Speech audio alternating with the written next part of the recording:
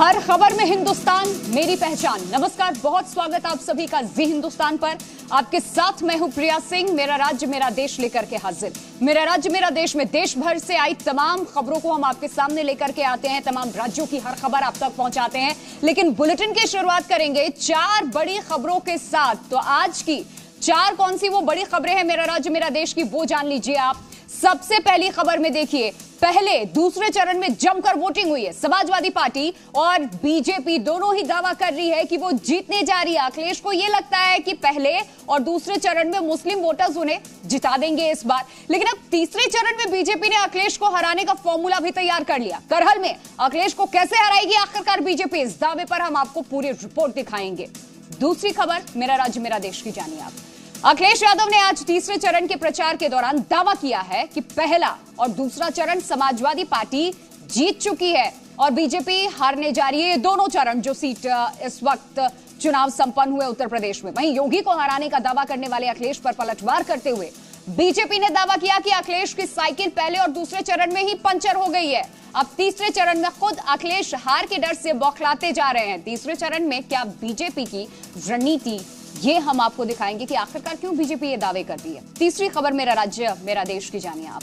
आखिर ऐसी क्या वजह है कि भतीजे अखिलेश से चाचा शिवपाल मैदान के दौरान यहां मतदान में अजीबोगरीब बयान भी दे रहे हैं। चुनावी मैदान में शिवपाल के बयानों से ऐसा लगता है कि जैसे वो अखिलेश यादव को हराने का मिशन बना चुके हैं, क्योंकि सीएम योगी भी शिवपाल के बहाने अखिलेश यादव पर इस वक्त हमला कर रहे हैं। क्या शिवपाल की 100 सीटों पर अखिलेश से बदला लेने की सियासत, इसे हम आपको समझाएंगे आगे। आखिरकार क्यों शिवपाल कह रहे थे कि मुख्यमंत्री तो अखिलेश यादव को हम बनाएंगे, बात 100 सीट की हुई थी, वो एक अलग बात है।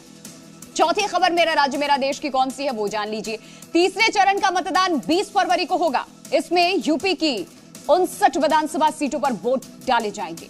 यादवलैंड में होने जा रहे इस मतदान में जहां अखिलेश की सीट दांव पर लगी हुई है, वहीं बीजेपी 16 जिलों के 59 सीटों पर वही करिश्मा करने की कोशिश करने जा रही है जो 2017 में बीजेपी ने किया था। लेकिन अखिलेश यादव ने इस बार यादवलैंड में कुछ ऐसा वोटर खेला किया है कि बीजेपी को कड़ी मेहनत यहां करनी पड़ेगी। बहुत टफ होने वाली है ये फाइट। क्या है ये वोटर खेला, इसे हम आपको समझाएंगे।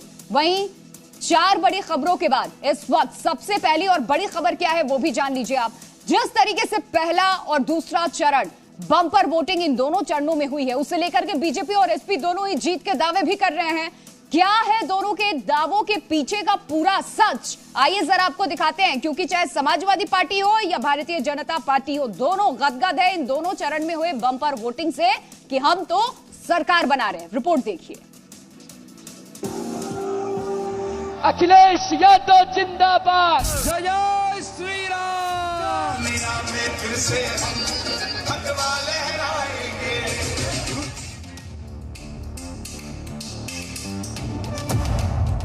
अखिलेश का खुला चैलेंज, पहला दूसरा चरण हारे योगी। ये जन समर्थन बता रहा है, कोई बदलाव रोक नहीं सकता। जय श्री राम, जय श्री राम।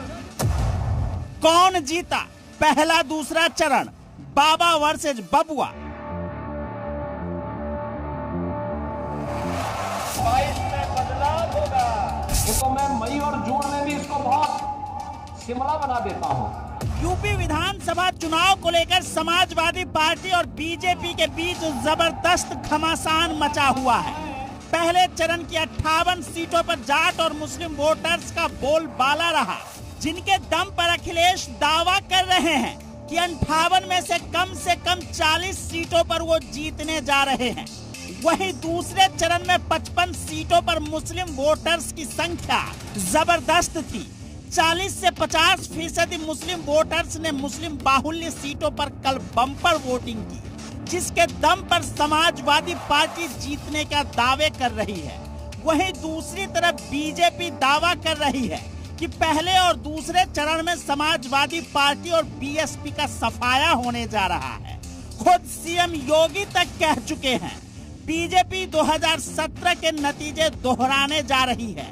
लेकिन अखिलेश यादव समाजवादी पार्टी की जीत के दावे कर रहे हैं।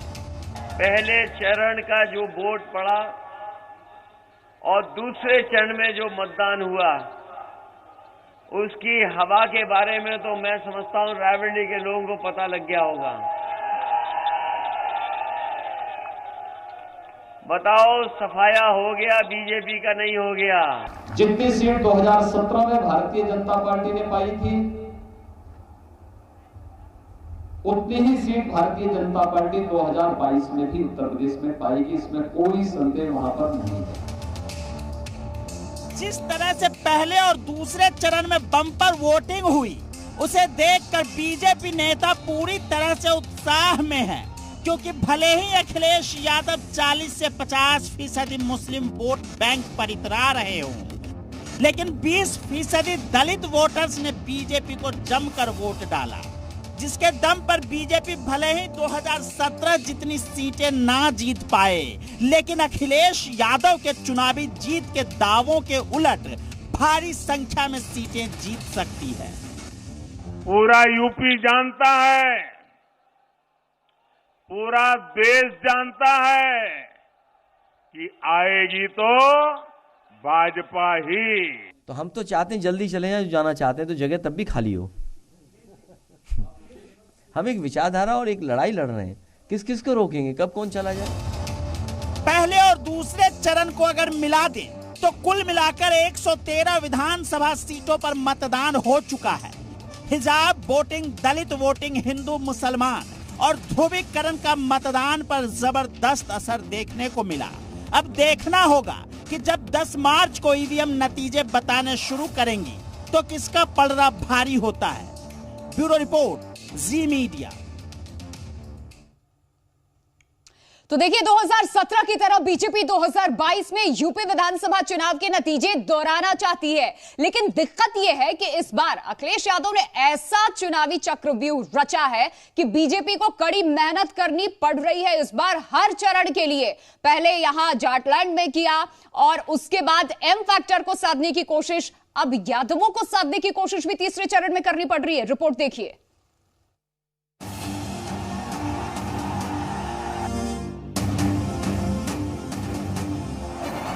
अखिलेश को हराने का बीजेपी फॉर्मूला। करहल में घिरे बबुआ, तीसरे चरण में कांटे की टक्कर। पहले और दूसरे चरण की 113 सीटों पर जबरदस्त वोटिंग के बाद बीजेपी और समाजवादी पार्टी दोनों ही बेहद आक्रामक तरीके से तीसरे चरण में टूट पड़े हैं। तीसरे चरण में 16 जिलों की 59 सीटों पर मतदान 20 फरवरी को होने जा रहा है। यूपी का रण अब जाटलैंड से शिफ्ट होकर यादव लैंड और बुंदेलखंड में पहुंच गया है। आज रायबरेली में अखिलेश यादव ने जहां बीजेपी पर हमला करते हुए कहा कि पहला और दूसरा चरण बीजेपी हार चुकी है, बाबा की गर्मी और सर्दी की हवा निकल गई है, वहीं सीएम योगी ने भी समाजवादी परिवार को निशाना बनाया। और जो गर्मी निकालने वाले हैं उनको कल देखा कि नहीं देखा टीवी पे सुबह, उनकी भाप अपने आप निकल गई। केवल इटावा के नाम पर 5 साल पहले क्या स्थिति थी आपको कुछ जानकारी है ना भाइयों बहनों? 5 साल पहले बेटियां सुरक्षित नहीं थी, व्यापारी सुरक्षित नहीं था, सरेआम बमबाजी होती थी, गुंडा टैक्स वसूली होता था। रायबरेली में समाजवादी पार्टी की रैली में जिस तरह से भीड़ उमड़ी, उसे देखकर अखिलेश यादव गदगद थे। समाजवादी को लगता है कि अगर तीसरे चरण में बीजेपी को हराना है तो बीजेपी के दावों को निशाना बनाओ।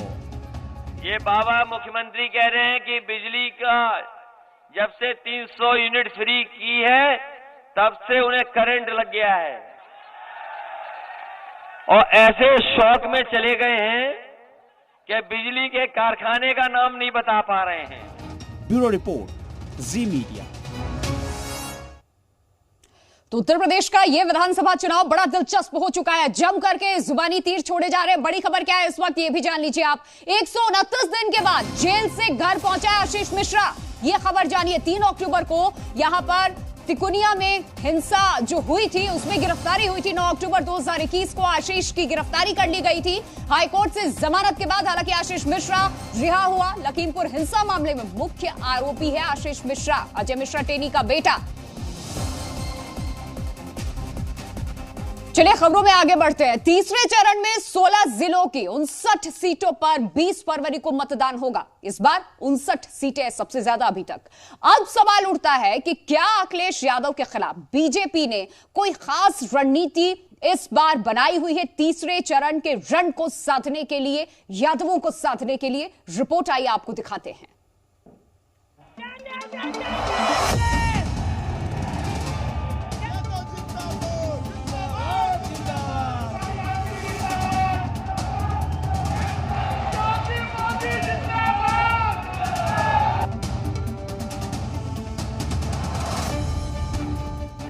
तीसरा चरण जीत पाएगी बीजेपी, अखिलेश ने किया वोटर खेला।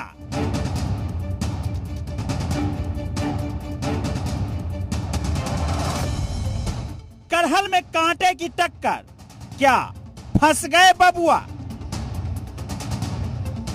अब सियासी दल मुस्लिम जाट बेल्ट से निकलकर सेंट्रल यूपी के यादव बेल्ट और बुंदेलखंड की सीटों पर जोर आजमाइश करेंगे।